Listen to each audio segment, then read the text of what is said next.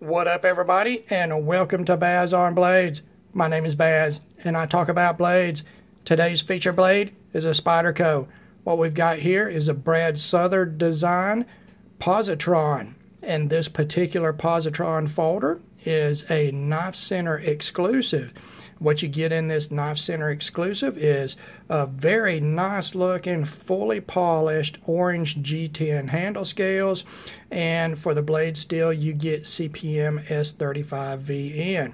The standard version, and I think now discontinued version from Spyderco, would have been in carbon fiber scales and S30V for the blade steel. Now, a little bit about Brad Southard. I remember I was a very active poster on the Usual Suspect network when Brad Southard started hitting the scene. And I got to see a lot of his early prototypes and work in progress on his very first knives. And I enjoyed that very much, of course. You know, with me wanting to be a knife maker myself, I really enjoy that type of thing. And just like most people, I liked Brad's design language, which is a combination of sort of swoopy ergonomic shapes with very utilitarian profiles and grinds. And Brad has enjoyed what I would consider to be sort of a meteoric type of success. He hit the ground running and did a great job, and good for him. So he's got, I don't even know now how many designs he's got licensed with Spyderco. He's probably on the 4th or 5th design in 2018, early 2018. So congratulations to him, not only in his custom work, but in his license and collaborations with Spyderco. Now, another thing that I want to say first on this is not my knife, it's a loaner, and this is sort of unique. This is the first time I've had this happen on my channel. I've had people loan me knives. In fact, I've got some other loaners in I've got to review today. This is the first time that anybody has contacted me and said, hey, I just ordered a knife, I'm just going to have it shipped directly to you so you can review it and then you can send it on to me. So this knife right here, a sub and viewer named Nathaniel, and I don't know if he goes by Nathaniel or Nathan, but he contacted me, had this sent to me. I actually had this in my hand. I'm able to, open it and close it and play with it and feel on it and rub on it and all of that good stuff before he even gets to touch it. And Nathaniel, or Nathan if you prefer, thank you very much. I will let you know I have not done any cutting at all with this knife, did not disassemble it, have not adjusted on it, nothing. In fact, I haven't even rubbed the oil off of the blade yet. So I appreciate it. It's going to come to you in absolutely unmolested condition. All right. So let's take a real quick look at the Spyderco packaging here. It's standard Spyderco packaging. Inside, you're going to find the knife in a bubble wrap bag. You're going to find a piece of paperwork concerning the knife center exclusive, and then you're going to have your information and care guide that Spyderco does.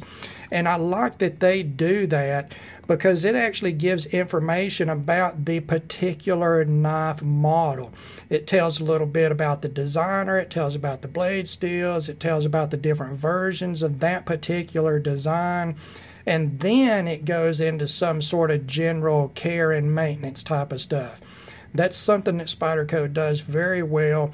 When you know about your designer and the sort of the growth of a design, it does add to knowing owning the knife, in my opinion. Very good to Spyderco there. All right, let's go ahead and knock out our specs. This is sort of a medium, sort of EDC size knife. What you've got is a 3-inch blade length, and that's 7.5 centimeters. Your blade stock thickness is 113 thousandths of an inch, or 2.9 millimeters. Blade width, 7/8 of an inch, or 2 centimeters. Your handle length, 4 inches or 10 centimeters. Handle thickness, 519 thousandths of an inch, or 13.9 millimeters. Your handle width, 1 inch or 26 millimeters. Your closed width 1.18 inches or 30 millimeters. Overall length 7 inches or 17.5 centimeters. Your stop pin diameter 114 thousandths of an inch or 2.9 millimeters. Behind the edge thickness, a very slicey 19 or 20 thousandths of an inch, a nice thin edge, and that's about 0.54 millimeters. Your handle to blade ratio, a very respectable 0.75, and your weight, an easy to carry and lightweight 2.86 ounces or 81 grams. All right, let's go straight into materials. As I said, the blade steel on this knife center exclusive is Crucibles CPM S35vn. That is a improved version of S30v, and it improves on edge retention, a little bit on toughness, and the corrosion resistance about the same. The big improvement in this steel was the addition of niobium into the alloy, and it's already a vanadium alloyed steel, vanadium being a carbide adder, and niobium is also. So S35vn tends to have very good edge wear, edge retention and wear resistance, and it tends to be a toothy cutter. But it will take higher grit and higher polish finishes very well, including on the edge. It's very good to put a mirror edge on S35vn. It sharpens fairly easy. It's a very, very good steel. I think it is one of the best overall high-end stainless steels. So, into materials on your handle. Well, look at this, guys. It's orange G10. It's a whole bunch of orange G10, orange G10, orange G10. You've got two slabs of thick orange G10 with an orange G10 backspacer. You do have inlet stainless liners in this. The stainless liners are bead blast finished, and then the handle scales are polished G10. It is a very attractive, and yes, they are polished, guys. It is sort of slick. I'm not going to say anything bad about that because they're polished on purpose. It's advertised as polished G10. So if I'm buying this knife and then I get it in hand and I'm go, oh, that's slick, well, I would feel like a dummy because I knew going in it was polished G10. So I'm not going to knock that at all. I think it's very attractive. You can see all the layers in this G10. I love when G10 is radially finished. It just shows those layers a lot like wood grain. It's very attractive. On top of that, you've got polished stainless hardware on it, and a polished stainless Spyderco wire deep carry pocket clip that is reversible for left or right tip up carry. So very good there. No issues at all on materials, guys. It's a nice little knife. It's an attractive little knife. So let's go back up to fit and finish. We'll go up to the blade here. The blade is very Brad Southard in profile. It is sort of a really pointy, sheep's footy, drop pointy sort of blade profile. It gives you, this continuous radius on the cutting edge, continuous belly for just incredible slicing power, but it gives you a very pointy and sharp tip for piercing. You can see this grind, this full flat grind carries a lot of thickness all the way to the point of the blade. And speaking of that flat grind, let's take a look at that, guys. What do you think is funny about that flat grind? That is not a vertical grind per se. Typically you would see your grind is completely vertical or perpendicular to the center line of the handle. And this grind is not. It's canted at, almost a 45-degree angle. And that, it really doesn't make any difference in the effectiveness of that flat grind. It's sort of an aesthetic thing, and I think it's attractive. This thing is a full flat grind. Like I say, it's got a nice thin slicey edge on it. You do see here you've got a very small 10 millimeter or less Spidey hole that is not involved with opening at all. I'll show you here. Let's close this thing down, and you can see that hole is halfway buried there, and really it's not, you know, I don't have big hands. I got sort of there. I can finally get onto it if I work to get to it.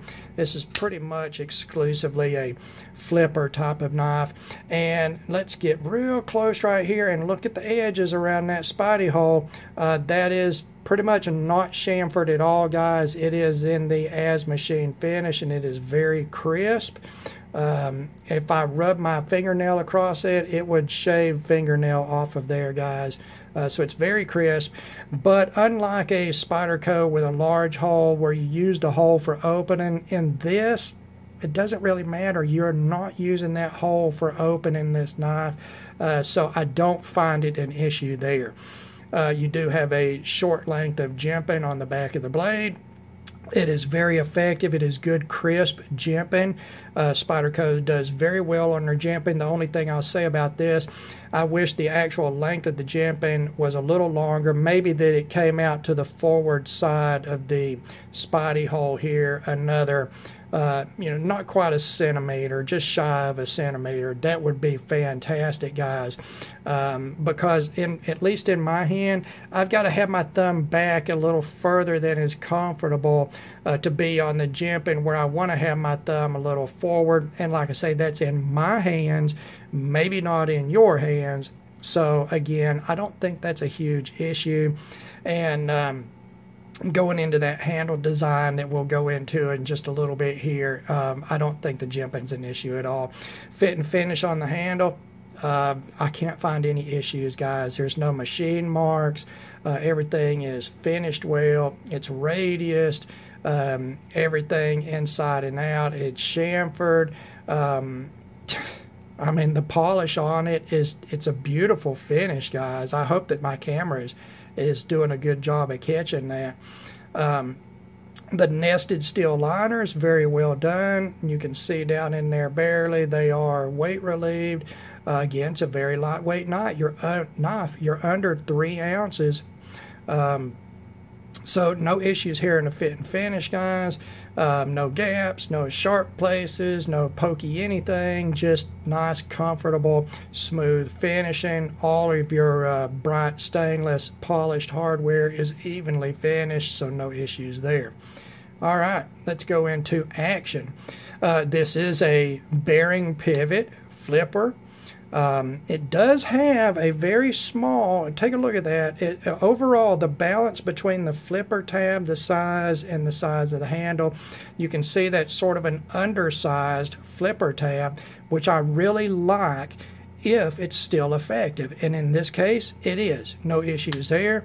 It's got pretty good flipping action. The bearing pivot, I can feel the bearings roll. They're not hydraulic feeling, but they are very smooth. And again, this knife has not been cleaned. It has not been lubricated. I'm going to leave that to the owner. So it's pretty good. And that flipper tab works very well, guys. I've got no issues with that small flipper tab on this design.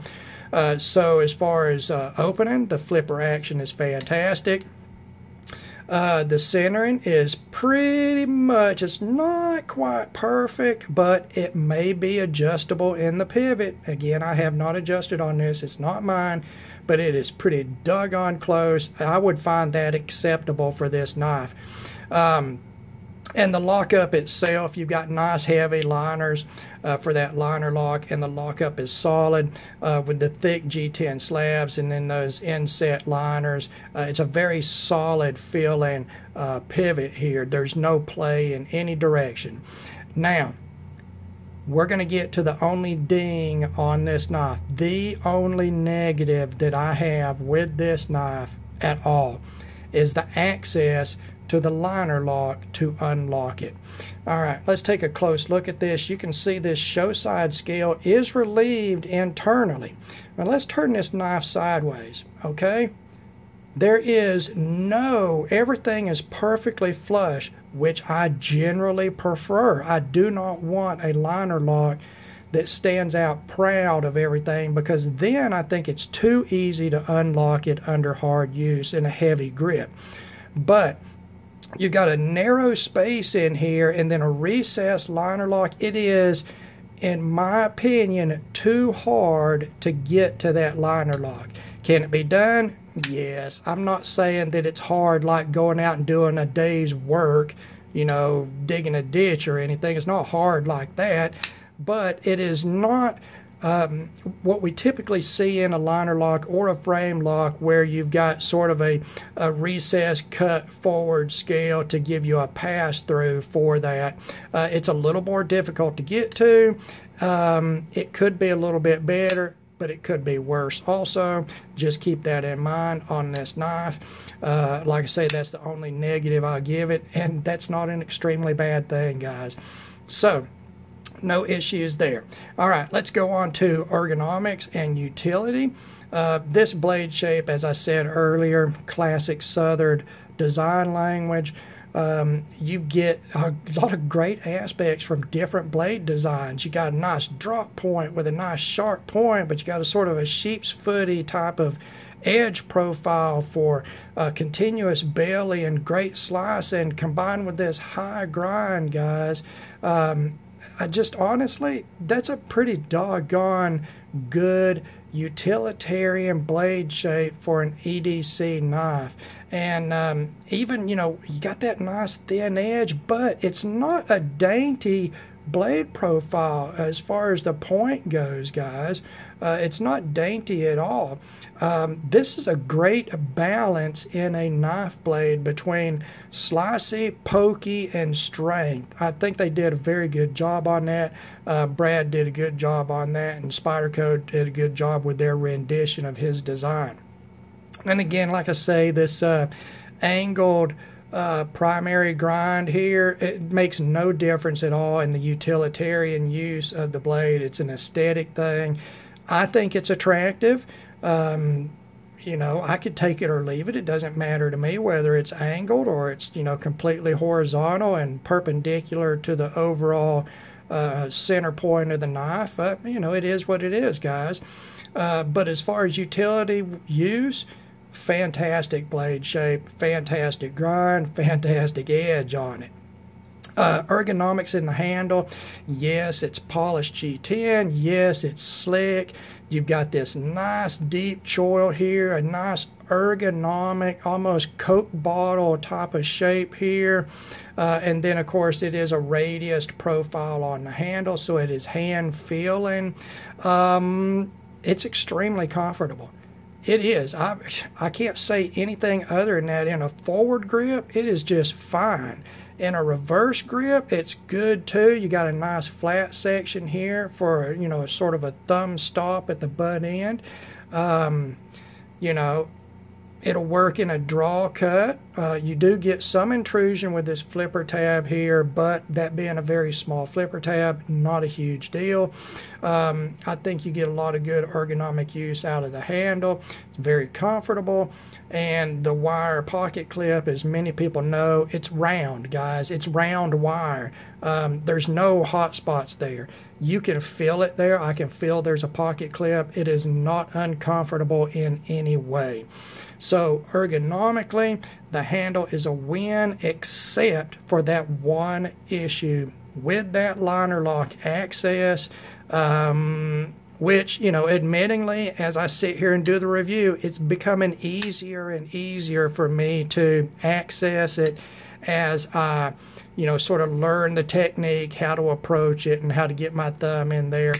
So it's pretty good. But if you take a look at my thumb right here, guys, that's where I'm accessing that. So I am having to dig in there on it. So keep that in mind.